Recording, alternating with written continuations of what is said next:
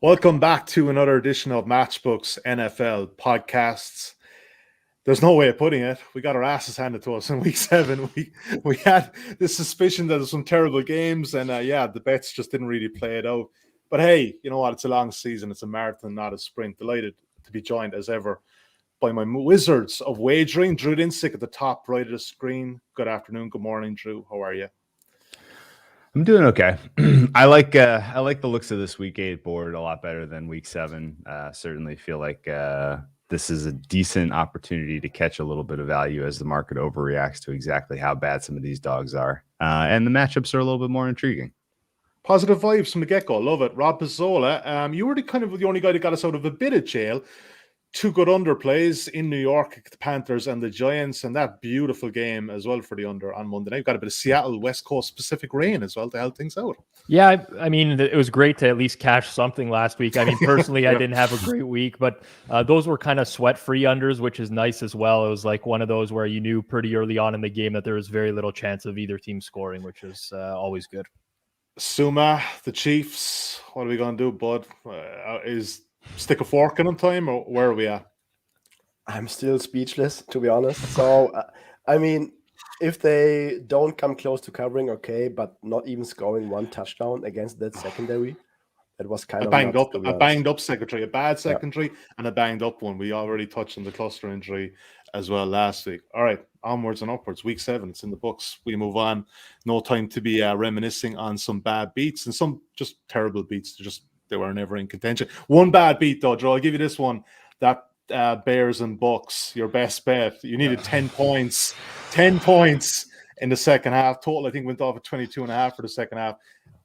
That was hard. Yeah, obviously that was my biggest position of the week. That was very frustrating. The overall plan for how they're deploying Justin Fields didn't make a ton of sense. The Matt Nagy experience is never fun, no matter which side you're involved in. For him, against him, on the over, on the under. There's so much uncertainty with how he's preparing this team game in, game out, that it's just not very much fun. So I'm probably going to skip the Bears for a couple of weeks, I think. I mean, real quickly back to the Chiefs though. That was the biggest outlier performance that I've seen so far in this NFL season to date. I mean, when you have 3 points from the best offense in the NFL going up against the bottom 5 defense, those kind of games happen. And I would similarly point to the defensive effort you got out of the Ravens as one of the, just absolute outlier. What was that? The blown tackles and the blown coverages from a unit that the week before was so solid was tough to really wrap my head around. So I think it was just a fluky week. And if we get a little bit closer to true results, then, the numbers should be on our side this week. Yeah, to paraphrase the great Rob Pizzola, we bet actual money on this league. It's scary sometimes. It just don't add up. It just doesn't make sense. But hey, we move on. And that's why we kind of love and hate it, this league in equal measures. What we're going to do today, we're going to look at the Titans, Colts, Pats, Chargers, Bucks, Saints, Cowboys, Vikings, and there's a couple of any other bets and best bets thereafter. AFC South is the first port of call in Indianapolis. All of a sudden, we've got a competition in this division. I'll start with you, Suma, for this one. The betting as we have it currently at Matchbook.com, you can back the Titans at 1.87, the Colts at 2.04. Needless to say, there's a very slim handicap line here at 1 point. The Colts are getting the start at 1.95. 50.5 is the total. Pretty even book. Either side slightly shaded towards the over. Suma, you expect points and quite a few of them in Indy on Sunday night. Yeah, exactly. So I think that this matchup sets up very well to touch the low 50s. And I also think that we have some shootout potential going with this matchup. I think Titans over season is back. The Titans offense is rolling right now, and I think there are 2 components to it. So first of all, Julio Jones and AJ Brown are finally healthy and are finally running more than 20 routes per game. It's a nightmare matchup for opposing defenses because you have 2 studs that you have to cover. So either you go man to man and you go bust, or you play soft zone and then Derrick Henry runs all over you, or AJ Brown and Julio will find the soft spot. So it really is a nightmare matchup for opposing defenses to defend. And the second component is play action. So over the first 4 weeks, I don't know why, but Todd Downing called only like 20 to 25% play action. Maybe that had something to do with not having all those weapons. And he thought that he couldn't call all those play action designs without Julio Jones and AJ Brown. But over the last 3 weeks, the Titans are actually up to 36% play action percentage, and that is almost very close to the play action percentage that Arthur Smith called when he was the OC for the Titans. And Ryan Tannehill is averaging 11 yards per pass attempt over the last 3 weeks on play action. He has the second highest play action passing grade on the season, I guess. So that really is what this offense is built for, and they are finally playing up to their full potential. And when I go to the other side, I don't really see a Colts defense that will be able to make significant key stops all day long. When we look at all those quality offenses that the Colts have faced, I mean, the Rams scored 27, the Seahawks scored 28, the Ravens scored 31, and Lamar Jackson, I think, had his personal passing record for a single game. And the first game against this very same Colts defense, the Titans had turnovers at the Indianapolis 26, 45, and 19, and they still scored 25 points without Julio Jones and AJ Brown for most of the game. I think Julio went out very early, and AJ Brown only had like 3 or 4 targets in that game, and he was sidelined with a hemi like the whole second half. So I don't really see how the Colts offense is going to stop that Titans passing offense. And then on the other side, I think that the Colts offense is still a little bit underrated, in my opinion, because Carson Wentz is healthy. He's playing on 2 healthy feet. Michael Pittman is looking like a real stud. We have a chance that T.Y. Hilton comes back. Quentin Nelson is back. There's an outside chance that right tackle Wayne Smith will be back, but I doubt it at this point. It doesn't sound too optimistic. But this Colts offense has been really playing well over the last 3 to 4 weeks. And on that side of the ball, also play action. Over the first 4 weeks, Frank Reich has called 20.5% play action. Over the last 3 weeks, Carson Wentz leads the entire league in play action percentage at 46.5%. So this is completely subjective now, but maybe Frank Reich didn't call as many play action because Carson Wentz had 0 mobility early in the season. That could be one of the reasons. We won't know. But the fact is that they have more than doubled their play action rate in terms of percentage points over the last 3 to 4 weeks. And this is still the same Titans defense that gave up 24 points to the Jets, that gave up or should have given up 38 points to the Bills. And last week was a completely fluky game for the Chiefs offense. And I don't hold the Titans offense to the standard of that single game. It's still a secondary that has at cornerback Greg Mabin, Janoris Jenkins, Elijah Molden, and Chris Jones. And I think that Frank Reich is going to cook something up for that secondary to get his receivers a lot of free space to operate with. And I think this overall sets up very well for a potential shootout. But I think that when we look at the count line, 50.5, maybe up to 51, we are looking at a borderline score of 27-24. But I think it has potential for like 30-24 kind of final scores. Yeah, and Drew, let's pick it up there from the total perspective. Is there a danger with the market that obviously, look, the Titans held Kansas City to 3 points that, you know, all of a sudden you're thinking, wait, did they actually have a good defense? But like Suma said, even Zach Wilson scored in this guy. So it's like, you know, same defense. Yeah, I mean, they had the exactly correct defense to bring out the worst in Pat Mahomes. That's really all I can say. I don't think they ultimately have a very good defense. I don't think they can generate a ton of pass pressure overall. And they've proven that to be sort of the Achilles heel with this defense, because if you have coverage that is questionable, that can't provide man on guys like Pittman, Mo Alley Cox, then you better be able to get pressure on Carson Wentz. And I don't necessarily see that happening with the reasonably strong offensive line for the Colts. Now, I'm not entirely buying into the Carson Wentz experience at this point. I think a lot of the stats and advanced stats and information that we have on him is obscuring a little bit of the really questionable stuff he's getting away with on the field. And the win against the Niners was tough to digest because of the weather, obviously, but even more so the humongous, added, points from pass interference is that repeatable? It's not obvious for me to say that in another situation you're going to get those calls.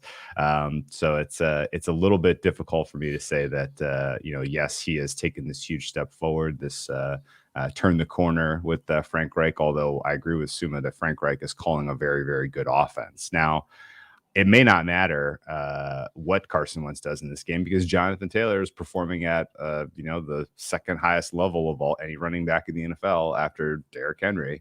And obviously this is just Derrick Henry's league and we're all living in it. I did not think that they were going to find new ways to, use his skill set in that game against the Chiefs, but they did. And in fact, the fact that they had such a comfortable lead and that they didn't just lean on Henry and, really kind of get away from what got them there, I thought was surprising. Obviously, they didn't score in the second half of that game, but I still thought the offense moved the ball pretty effectively. And I still think in general, this is a team that's going to score into the high 20s, 30s at every time they go out there.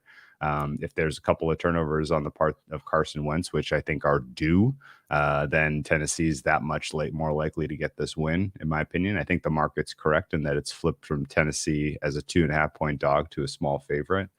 That seems fair to me. Obviously, Tennessee's coming off of two of the bigger wins that they have on their entire schedule, back-to-back wins over the Bills and the Chiefs.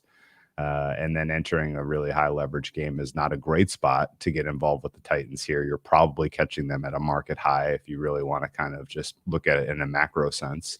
But I do think Tannehill is performing at a level that is, pretty clearly top 10 quarterback in the NFL. I think a ton of that is because of AJ Brown is healthy. And really this Colts defense can be passed on. So I think Suma's look on the over is the correct angle here. And at this point, I think the side is pretty fair. And I haven't made a play. Rob Pizzola, Drew is not a buyer of the Carson Wentz experience. Could you buy some small stocks in this in terms of getting here with an Indy win? Oh, yeah, I can for sure. I kind of disagree with the movement to Tennessee as a favorite. I would make the Colts favorite in this game. And I actually quite like the matchup for Indianapolis this week. When you look at Tennessee offensively, 1st and 10 this season, they passed 13% less than expected. If we look at early down pass frequency and we strip out garbage time for the Titans, they're the only team in the league that passes the ball less than 55% of the time on early downs. And I think that actually plays right into the hands of the Colts defense, because when you look at the Colts defense this year, they have the 3rd best rush EPA in the league. They give up a successful run just 31% of the time. They're number 1 in rushing DVOA.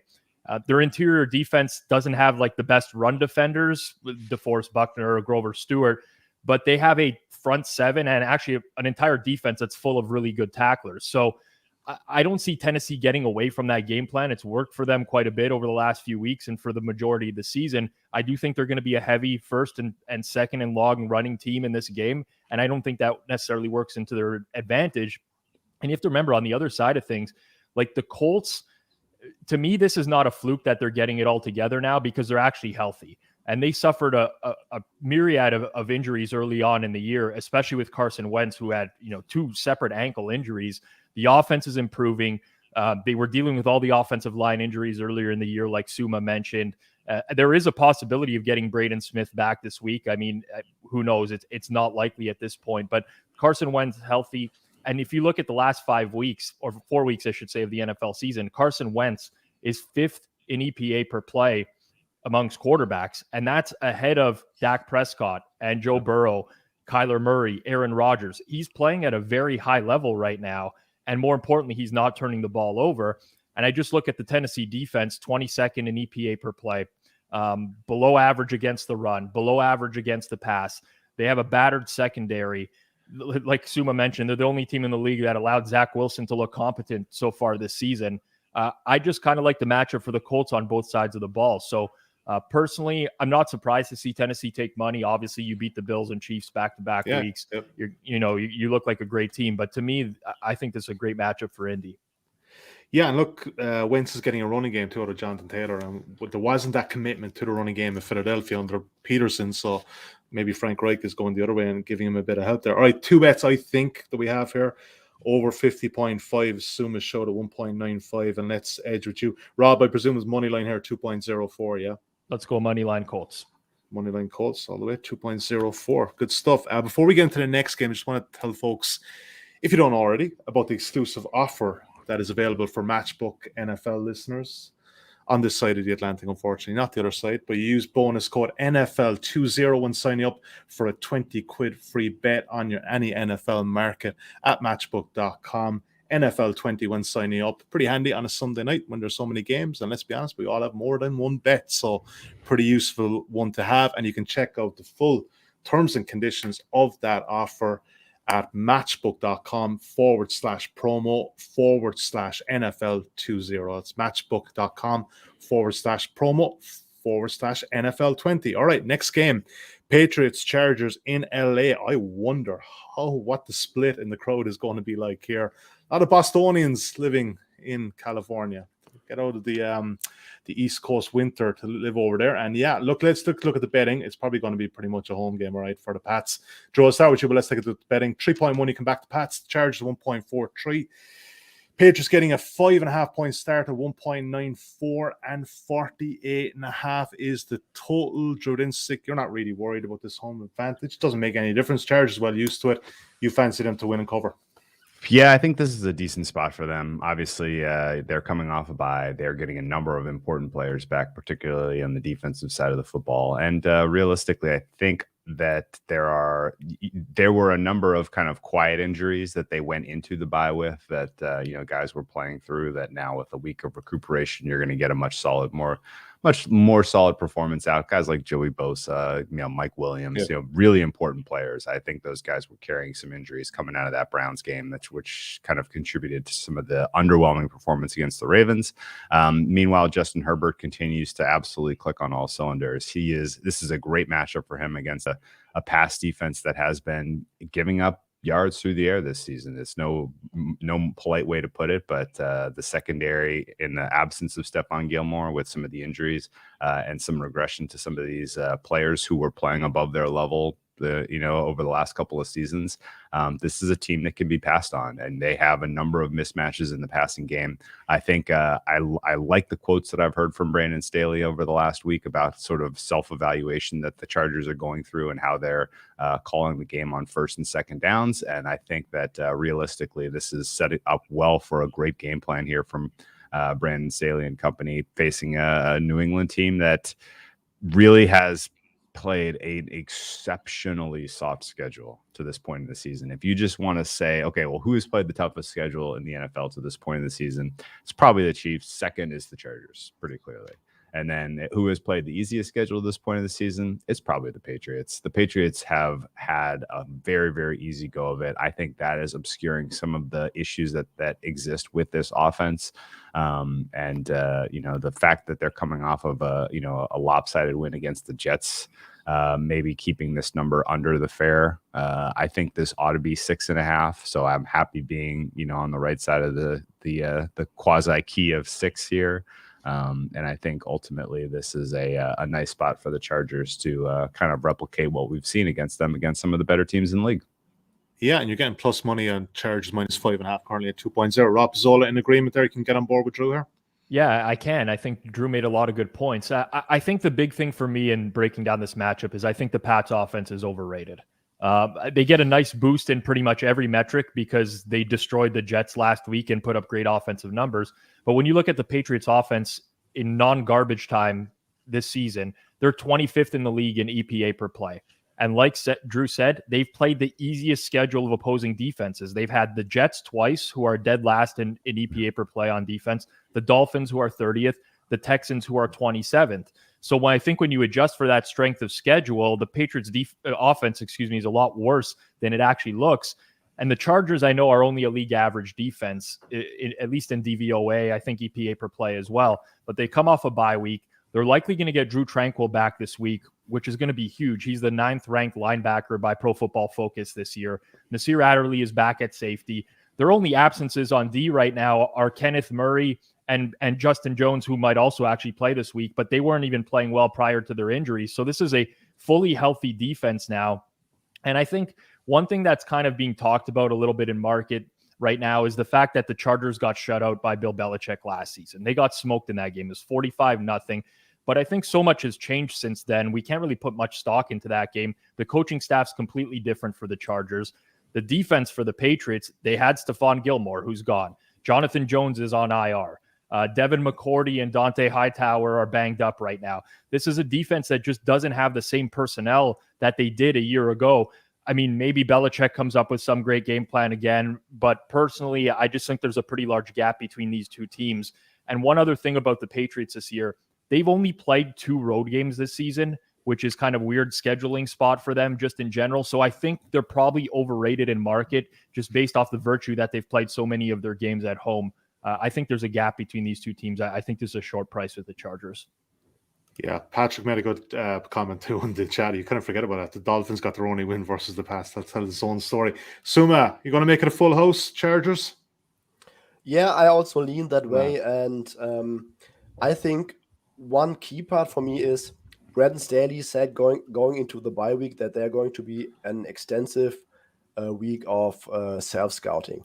And that self-scouting is going to be really interesting because they had the worst run defense in the league so far. Every team that had a pulse in the running game was able to run all over them. And I'm really interested to see in how he eventually adjusts his defense, because I don't think you can keep doing what you were doing over the first 6 weeks and just getting gashed in the run game. And that's what the Pats want to do. I mean, they finally have their offensive line formation set up well. Damien Williams had a very good game last time. I think that the Pats will try to run the ball primarily. And Bill Belichick also had a tendency in the past that if there's a bad run defense, let's run the ball. If there's a good run defense, we are going to go more pass heavy. So I could see the Pats going more run heavy, but I could also see Brandon Staley's defense maybe playing a little bit closer to the line of scrimmage, because the Pats don't really have enough weapons to scare that Chargers secondary. I mean, on the outside, Kendrick Bourne, Nelson Aguilar, that's not really something that those Chargers cornerbacks will have nightmares of. You can put Derwin James on Hunter Henry. Jono Smith left last week's game with a shoulder injury. I think he's going to look very iffy to play this week. So if you put Derwin James on Hunter Henry, and you really have a good reside to contain all those other guys. And going back to the Chargers defense, they have like league average metrics so far, but they have played the 3rd toughest schedule so far, at least by my numbers. They played the Browns with a solid-looking Baker Mayfield. They played the Ravens. They played the Chiefs. They played the Cowboys. That wasn't me, right? Yeah, I don't know where the airplane sounds coming from. I just had to have a look around. So I thought it was in your backyard that you have a private airfield or something. Not really. No? Okay. Right. So don't know what that was. So the Chargers defense really has played one hell of a schedule, and I think that their defensive efficiency metrics are kind of skewed a little bit because they faced all those great quarterbacks. And the Pats, I mean, Mac Jones is looking really solid, but they have played a very, very easy schedule.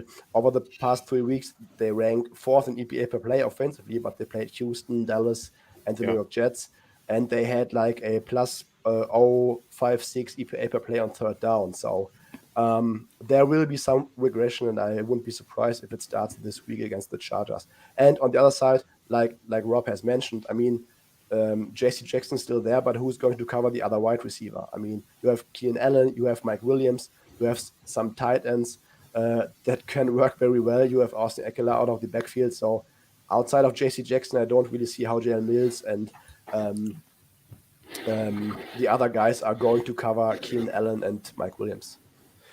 Yeah, like I said, Chargers -5.5, 2.0, like the angle there, and let's hope that they're not playing for field goals, because if they put it in that kicker's hands to get us a 6, I don't fancy it. But I let's be think we're going to upfront. get a new kicker this week.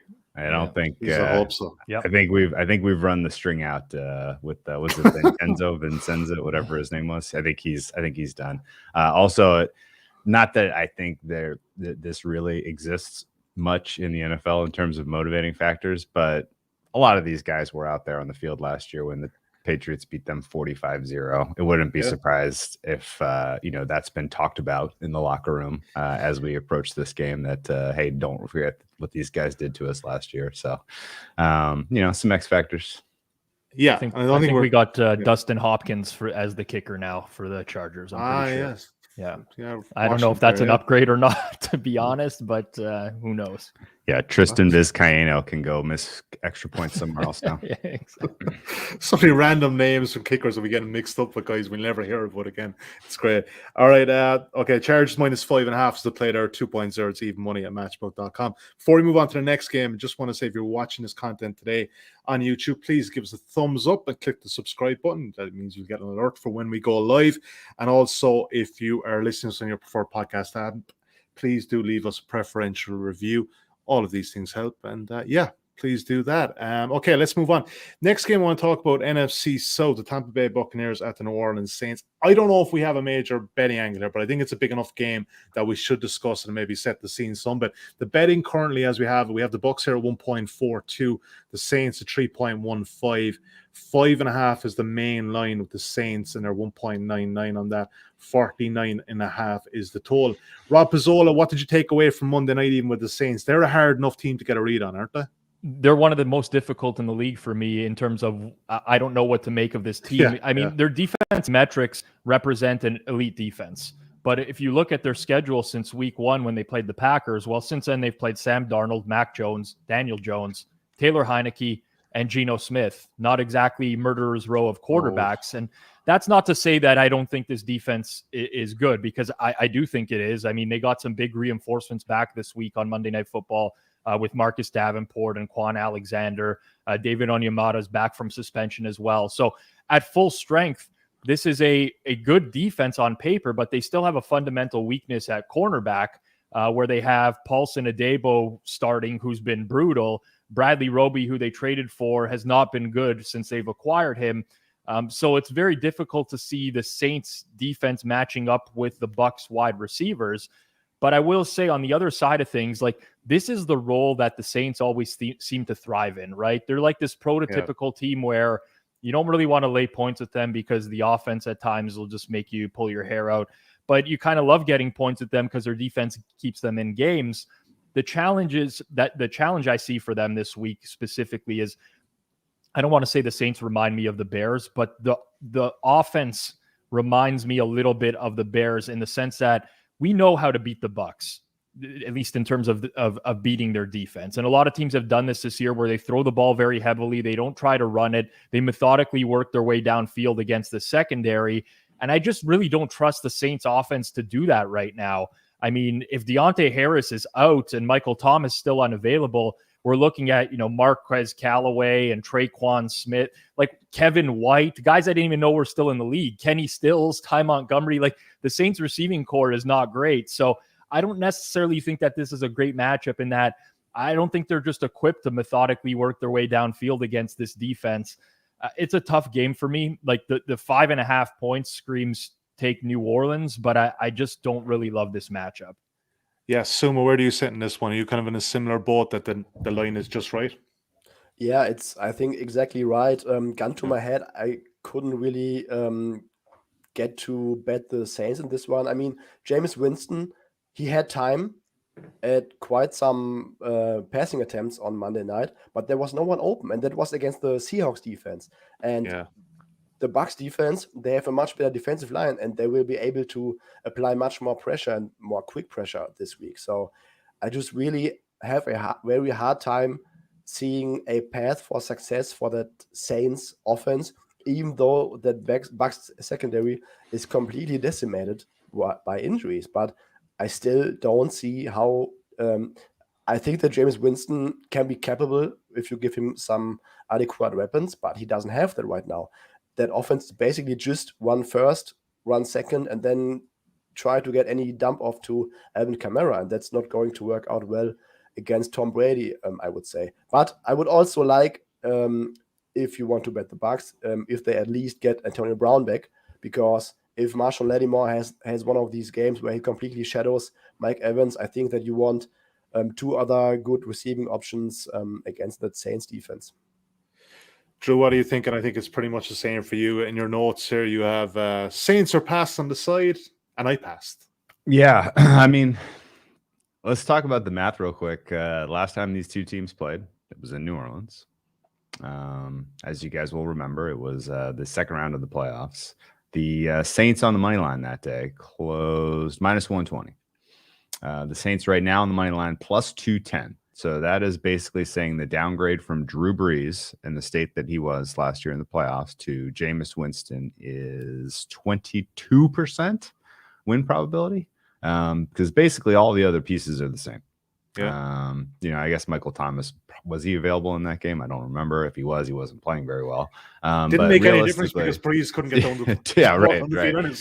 So it's that's tough for me to square that there has been that much of a shift between last year's playoff run and now, and in general, all of the points that these two gentlemen have made are absolutely fair. The Saints defense ain't played nobody. Yet, if you look at their statistics, they're absolutely incredible. And they're getting back an enormously important piece. I think David Onyemata matters. Probably going to be looking for some Leonard Fournette unders this week. I don't know that they're going to be able to get much going on the ground in Tampa Bay. And then similarly, I love the idea of Lattimore shadowing and Mike Evans, taking him out of the game. Limiting the, where exactly Brady's going to be able to go with the ball is going to be an important component here. Obviously, the Tampa Bay Buccaneers offense is an absolute machine right now. Like, they are cruising down the field with ease between the 20s. They have had some, in general, some great looks inside the red zone. They're relying a little bit, they're wasting some downs in the red zone, but not enough to really matter, just considering how many weapons they have. But realistically, this is going to be a much tougher ask, a much tougher defense than they played the last couple of weeks. I think realistically, we're probably talking about a total that's 2-3 points too high, 50 and a half. I guess what's the current total at Matchbook right now? I could very easily be talked into an under here. I think the points made 49 and a half. 49 and a half. Oh, yeah. Okay. So you guys are leading the market down, which makes sense. My fair here would be 47 and a half. So I think there's, if you wanted to capture 48, you can. 48 and 49. I think this is going to be a defensive game in general. And I think the points made about how New Orleans scores are very fair questions. Alvin Kamara, you have an absolute, widowmaker matchup for him against Devin White. You have an absolute, lack of weapons in the passing game that can create separation. And so the one way you would want to try to attack the Tampa Bay defense is not going to be available. New Orleans loses Andreas Pete to injury. He matters on the offensive line. So now you could potentially have a situation where Jameis is under pressure for a lot of this game. And it's been pretty clear what Sean Payton is doing with Jameis Winston this season to reduce his turnovers is he's giving him outlets to waste downs instead of create turnovers. And that's smart because you don't want, that's you live to fight another day. But against this Tampa Bay defense, that just means more punts and less opportunity for points. So I think at this point, everything I've heard and what I already kind of had leaning going into this game, I'm ready to fire on an under, honestly. All right, under 49 and a half. Didn't think we'd get it, bet, but you saved the best for last there, Drew. 49 and a half, 1.98, so just under even money. So look, I like the market is going that way. So by the looks of things, if you do want to back that one, I would suggest back that sooner rather than earlier because it may not get back. Do the guys do you have any counter? Do you have any strong disagreement? Do we think Tampa Bay can get to 51 points here? I have to look at the explosive play numbers for both teams, but obviously the Saints offense does not strike me as an explosive play offense. Like that's obviously your worry when you're betting these types of totals. I think that the Bucs will have some shots downfield just in general, but no, I mean I'm looking at my number now and I'm below 49.5 as well. Not in a huge way, but yeah, for me it's under or nothing. Yeah, I like it. Yeah, let's take that and let's move on. Last game we're going to cover is Sunday Night Football. Vikings, they take on the Dallas Cowboys in Minnesota. The current betting at Matchbook.com, as we have it on the money line, you can back Dallas at 1.72, the Vikings at 2.28. The Vikings getting a 2.5 point start on the main handicap line at 2.04. Back Dallas there just under that key number of 3 at -2.5 at 1.89. 55 is the total. No surprise that has a pretty high total. Drew, the look ahead here, I think you were saying that you played this at a pick'em.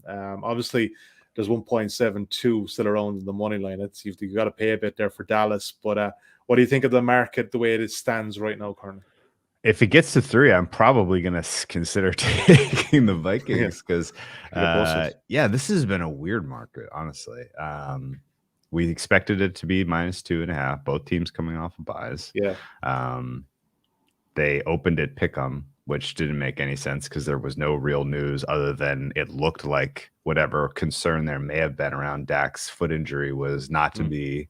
And so the fact that they were giving you a discounted price on Dallas off the open, I had to grab it, figuring this is going to get bet in one direction.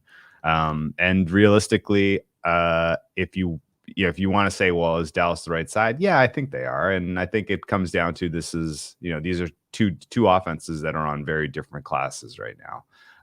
You have a Dallas offense that has absolutely taken a step forward from last year. Even in the 3 games we saw with Dak last year, this offense has improved. A lot of it has to do with the growth of Kellen Moore as a play caller and the way he is sequencing plays, and just in general, the way he's deploying his backfield and the independence that he has from the ownership and the head coach in terms of what they want to do. I think all of that is shining through in terms of how Dallas is performing offensively this season. And the opposite is true of Minnesota. Minnesota is kind of stuck in the situation Dallas was in years past, where the head coach and the concepts were really being forced down the throat of the offense, and a lot of it was minus EV, and they put themselves in negative game state situations before their hand is forced to actually take the lid off this offense and come back in games, and that's a dangerous way to live. And I think you see that in the results for Minnesota so far this season. Minnesota may ultimately end up being a playoff team when the dust settles, but it's going to be painful. They're going to have a lot of games. They've already had a lot of games they should have won that they lost, and there's going to be more of that. And realistically, I think the Dallas defense has impressed this season. I don't think that is entirely opponent reflective. They've gone up against some pretty decent competition and performed well. Obviously, I would be surprised if we continue to see a pick a game out of Trey Diggs, but who knows? And realistically, I think they do a good enough job of the run stop that they're going to be able to at least get a lead, play ahead in this game. And what we've seen from Dallas so far this season with a lead is that they do not take their foot off the gas. And so I feel pretty comfortable being on the side of the Cowboys here. I doubt this gets to 3. I mean, that would be a pretty obvious buy signal for a lot of people in the betting community. And so there would be some pretty immediate resistance. But I think at 2.5, this is probably where this sits for the rest of the week. Yeah, take a lot to get it to 3, I would suggest, and it may come back down straight away. You just got to hope, if you're on Dallas, which you are, that Minnesota get a lead, because they can't play with a lead. So that's so don't ever panic if you're sitting back at home on Sunday afternoon. Don't panic at all. Sommer, no major opinion on this one, but no leans. I was a little bit disappointed that the market was so high on the total, because I really thought that there was an opportunity to maybe get a total below 54. And then all of a sudden it was already over 54, because I think that the Vikings are able to score in this one. Kirk Cousins is playing an amazing season. Just his head coach doesn't know about it. But like Drew has mentioned, I think the Cowboys have a pretty clear path to success offensively. And at some point, even though I think that the Vikings can also move the ball quite a bit with Dalvin Cook on the ground, I mean, at some point they have to just let Kirk cook in this one. And I think he can actually do that because, first of all, he's playing a great season. And secondly, he has been one of the best quarterback against single high looks over the past 2 years. And the Cowboys play a lot of that, even though Dan Quinn mixes up a lot more coverage this year over last year. But it's still fundamentally a single high look defense. And Kirk Cousins has been very good against that kind of defense recently. And the Cowboys, they have been able to get quite some pressure on some offensive lines, but that defensive line is still not very good, where I would expect Kirk Cousins to be under constant pressure in this game. So I can really see both teams putting up a lot of points in this one, but the market number is also very fair right now. So maybe someone pounds the under late in the week. Yeah, Rob, what about you? Just a watching brief for you in this one? Yeah, I mean, I will say Dallas is tempting to me. I think for people that are just generating like power ratings throughout the league and then weighing these two teams against one another, it's very hard to get to Dallas -2.5. But I actually quite like the matchup for the Cowboys. I mean, the offense is firing on all cylinders. They're doing a great job of mixing the run and the pass. Despite contrary belief, they're actually in the upper half of the league in early down pass frequency. This is not like teams in years past where they just hand the ball off to Zeke on early downs and then face a lot of third downs. They're 13% in explosive play rate. That leads the league. They might get Lyle Collins back on the offensive line at right tackle. They're getting Michael Gallup off of IR. So even potential for more reinforcements to come. Then you have a Minnesota D that loses Patrick Peterson, who Patrick Peterson has lost a step, but he's also been their best cornerback this season. And that leaves them with Mackenzie Alexander and Bashad Breeland to defend these Cowboys wide receivers. And then you add in the fact that the Vikings defense is 29th in EPA against the run. And I just don't really see how they get stops. And listen, I get it. It's obviously going to be very loud. Minnesota has a big home field advantage. It's a primetime game. I get all those things. I know the Vikings are going to move the ball too. But on the defensive side of things, the Cowboys have Micah Parsons and Randy Gregory, who are grading out as elite pass rushers in the league this year against a Vikings offensive line that has notoriously struggled with elite pass rushers. So to me, I mean, it's going to be a very square public side with Dallas, but I like the matchup for the Cowboys this week coming off the bye. And I'm going to throw it out there. I don't know if it means anything, but it could be an added bonus if you like Dallas. This is a primetime game, and we've seen Kirk Cousins in primetime games over the course of his career. I don't know if there's something there or if there's not, but that's just like an added thing that I think needs to be touched on because for whatever reason, this guy playing these primetime night games has been horrible over the course of his career. He doesn't like that. You like that, Drew? No? Kirk Cousins. You hit me. You hit me. Yeah, it doesn't like it. You like that. All right. Is it enough to get us there in Dallas -2.5, guys? You make the decision here. We can pass. Or is it enough to get us there, Rob? There's not value at this number. Okay. There really isn't. I mean, at Drew's number at pick for sure, I would take and at that early opener, but there's not value here. That's just. There may be in future weeks, but this is the joys of betting. It's a long season, and if it's not there, it's not there. There's no point. I think you just have to hope that the first 15 plays, Minnesota comes out, they look good, they score, and then you can get a cheap price on Dallas. Yeah. That would be a decent play. One thing to consider here as well is this. I don't like Mike McCarthy. I think he's a horrible in-game manager, but he's actually been consistently going for it with his offense on fourth down this year. Whereas that Minnesota is going to get into some of those situations and they're just going to punt the ball back to Dallas, which I think is kind of like a hidden edge in this game, which is really, really weird that I'm saying that. But like Dallas is utilizing their weapons and Minnesota just has not figured out how to do that. Can I ask you, Rob, though, do you think he's going for it in the right moments or he's just kind of spraying? Because sometimes I'm like, oh, nice, McCarthy being a little aggressive. And sometimes I'm like, what are we doing? But I think he's at least understanding that he has an elite offense and he has a chance to convert these. He's still going to mismanage his timeouts. Like we know that's going to happen.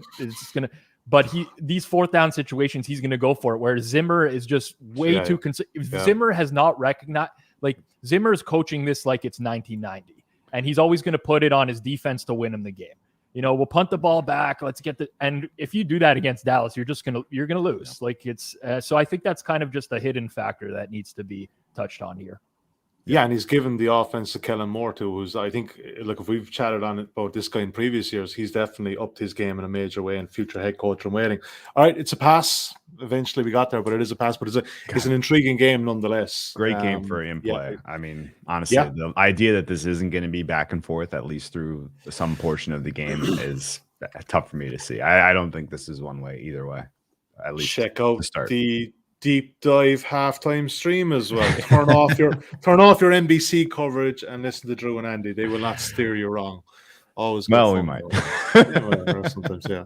It's good fun anyway. It's still better than Tony it'll be Dungy, fun, but Rodney Harrison or whoever's there. Like, yeah, okay, all right, that's it. So we will take a pass on that. Just a very quick recap before we get to any other bet section. So from game number 1, the AFC. So we've got taking the Colts over and the Titans over 50.5. The Colts on the money line 2.04. Chargers minus 5.5 at 2.0 is a consensus play there for the guys, and the Bucks Saints under 49.5 at 1.98. Suma, there's one game you wanted to flag to me here, and I think you probably wanted to get the guys' other opinions on this, and this is Jacksonville's trip to Seattle. Obviously, it's a bit of a journey after that London one, but hey, they're back. They have the offseason. Trevor Lawrence against Geno Smith. It's only one winner here, surely, in terms of talent, no? Yeah, I mean, just a question for the guys. Is the better quarterback getting points in this one? I think so. Yeah. Probably, yes. But here's the thing. I'm going to defend Geno Smith just for a second here, in that I don't think Geno Smith is a good quarterback. But we've seen him come in against the Rams. Quite the defense. Well, we've seen him come in against the Rams defense and then play 2 primetime games against the Steelers and the Saints. This is going to be a massive downgrade in terms of the defenses that he has faced so far this year. And Jacksonville cannot stop a nosebleed. Like, they let everyone move the ball. Like, we're talking about a team that's won. What was the losing streak before they finally won that game? It was something like 20 games, right? Yeah. 15 1 week, 2 or 3, yeah, maybe 21 actually. No, it was 20. It was early last year that they won 15 that and 15 and 5. Yeah. And we have a coach in Urban Meyer who's publicly on the record now stating that they want to run the ball a lot more, which is like, okay, that's not how I would beat the Seahawks, because they actually can stop the run. That's like the only thing that they do well defensively. So I feel like this is going to be 3rd and longs all day for Trevor Lawrence in a very hostile environment. Like, this is a big road game for a rookie quarterback, right? Playing in Seattle. I'm borderline wanting to take the points with the Seahawks. I don't know that I can. Like, at the end of the day, it's probably just going to be like, I don't want to lay 3 with Geno Smith, but it does feel like we're overvaluing the Jags. Like, that's still a really bad football team that got smoked at home by the Texans. Like, they're just I don't know. Tough one, Suma. Tough one. True. Go on. Anything on that, True? I mean, Rob's points are totally fair. And funny enough, like, I got involved with some games that I absolutely should not have that are due this week, and I would put this one right in that mix. A lot of uncertainty swirling here, and but yeah, Geno Smith is in the same sort of terrible situation where the offensive vision for the Seahawks is just a disaster. 2 games in a row, it was just, they found themselves consistently trying to establish the run with Alex Collins, and it was not happening, and they did not stop.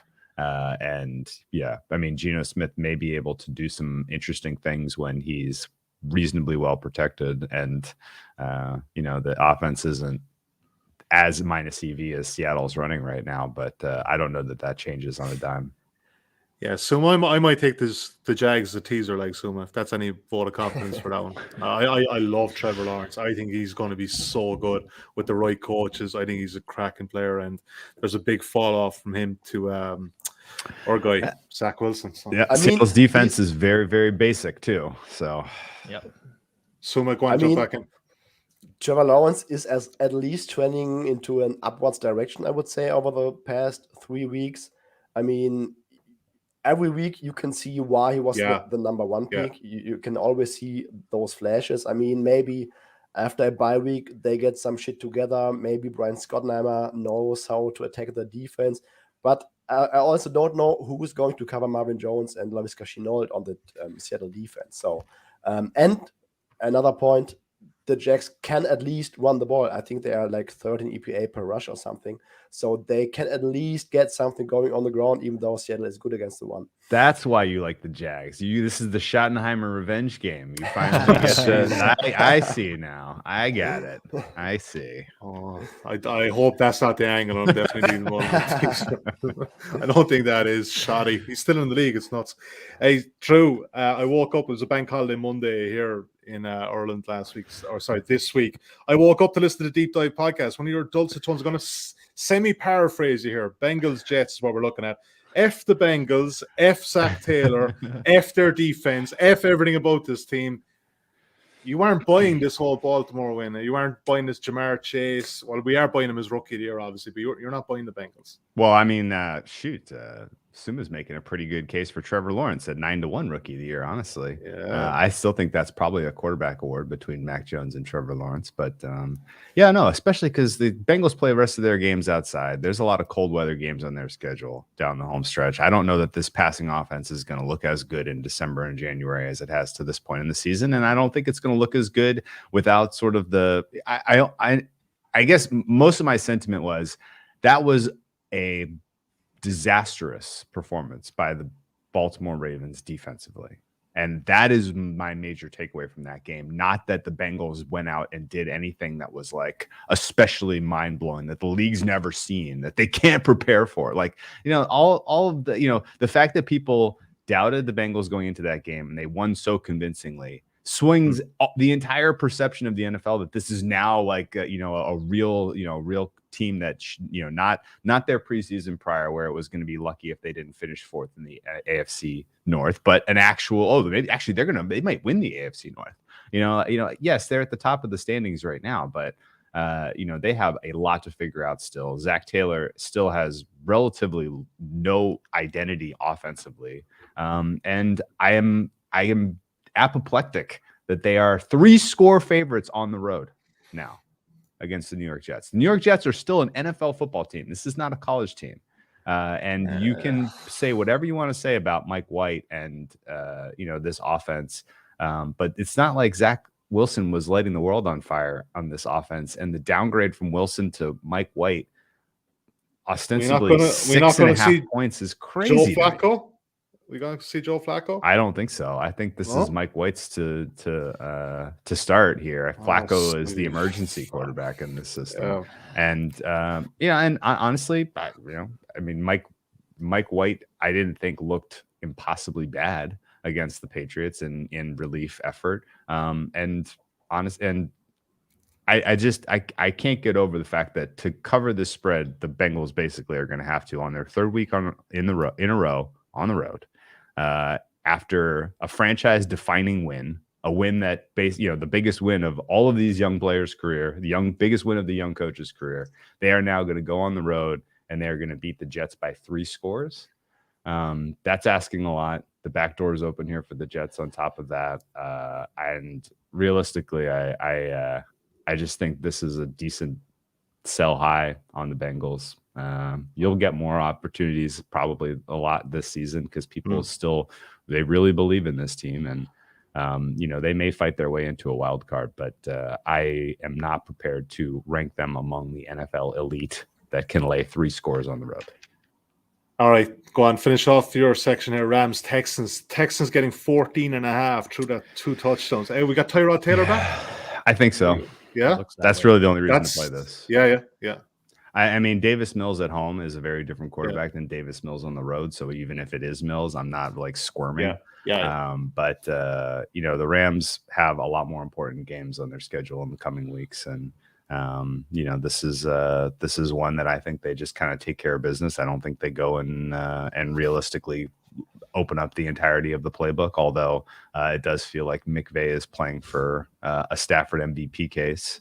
That's probably the one thing that shakes my confidence a little bit in this. But ultimately, again, I think fair price here is in the 13 range. And so you take it out past 2 touchdowns. And I think that's a reasonable spot for the dog. Yeah, I like it. Rob Pizzola, the 11th hour, you made this pick, Washington against Broncos. You almost snuck it past me, mate. Over 43, 1.91. 43 is never the right number in a Washington game, in my opinion. I mean, I think this is too low. They're 30th in opponents' dropback EPA this season. That's only ahead of the Lions and the Jags. They're actually behind the Chiefs' defense in terms of pass defense this season. One of their starting corners, William Jackson, is banged up. Good luck defending Jerry Jeudy, who's probably back this week, and Sutton and Tim Patrick. And on the other side of things, if this number is because of Washington's offensive performance last week, well, they moved the ball up and down the field. They had 6 trips inside the Packers' 30. They just only scored 3 points off those 6 trips, which is, it's not going to happen again. Like, that is just an absolute fluke. You just don't see bad variance like that all that often. And what's really going unnoticed here is the amount of injuries Denver has in their front 7. They have 6 linebackers on IR already. Von Miller got hurt last week. Malik Reed is questionable. Their nose tackle, Mike Purcell, is probably going to miss this game. They are ravaged in the front 7. There's huge matchup advantages for Antonio Gibson and Ricky Seals-Jones. I mean, there's a potential of snow here, but the wind forecast is only 5 miles an hour. I think snow would probably favor the offense in this type of game as well. So personally, I don't know. I just can't get anything below 44 in this game. I like the over.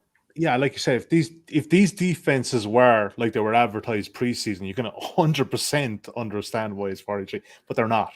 They're very much not. All right, look, we've covered any other bets, the main games. We'll get the best bets in a second, but if you are listening to us in the podcast, especially if you're watching us, you'll see a lot of these bets on the banners on screen. But check out insights.matchbook.com for a full recap of these bets. That'll be up 2 or 3 hours post-recording on Wednesday evening, late afternoon even. So check that out. And for all of our other sports as well, the other podcasts, insights.matchbook.com. All right, Rob, I'll stick with you. Best bet of week 8. Where is it? Oh, man. I can't believe I'm doing this, but I'm going to take the Carolina Panthers +3. I do think that this is a buy low on Carolina and a sell high on Atlanta. And I'll start with the Falcons defense because they're terrible. They're 31st in success rate this year. They give up a successful play 51% of the time. And outside of Tom Brady, they have played Jalen Hurts, Daniel Jones, Taylor Heineke, Zach Wilson, Tua Tagovailoa. With that opposing schedule and still being 31st in success rate, there's real problems. And it's because they can't get after the quarterback. They're 31st in pressures this year. And now no Dante Fowler, who was missing last week and missing again this week. They generated pressure only a quarter of the time on Tua's dropbacks last week against a horrible offensive line. If there is a game that Sam Darnold is going to put it together, it is this game because Atlanta has huge issues in the secondary right now with tons of players questionable going into this week. And everyone talking about Atlanta turning the corner. They won 3 of 4 games. Okay, Miami, the Jets, the Giants, they actually lost to Washington in that span. And when you look at those, you look at their 6 games that they've played this season, the Falcons as a whole, and you look at the pressure rates of the opponents that they've played. Philadelphia 27th, Tampa 19th, Giants 29th, Washington 11th, Jets 17th, Dolphins 20th. Not a single top 10 defense in terms of pressure rates on the other side of the ball. Carolina 7th. They blitz at the second highest rate in the league. They have the number 4 pass rush win rate in the league. I think this is a defense that will cause problems for Matt Ryan. We're going to see him transform into the Matt Ryan we saw earlier this year when they played the Eagles and the Bucks. And I think this is just a great spot, like I said, to take advantage of a team in the Falcons that are rated too highly by market right now and buy low on the Panthers. I like the Panthers getting the 3 points here. Yeah, never let it be said that you don't roll against the Titans because there's not going to be too many lovers for Carolina this week in the market, I would suggest. So good man for that. Assume your best bet of week 8. Yeah, quick and easy. I'm going with the over in the Titans Colts, and I'm rooting for a shootout, and I'm rooting for Rob to for the Colts to win. Oh, good man. He's looking after you there, Rob. I like that. Drew, your best bet, bud, week 8. Well, I like Rob's case for the Panthers, but I think that actually leans more to an over 46 there than just taking the Panthers. But I agree that this is a decent sell high on the, especially without, it looks like AJ Terrell may not go, and he really matters for that Falcons secondary. I'm going to take the Dolphins plus 13.5. I don't think I'm going to get 14 here.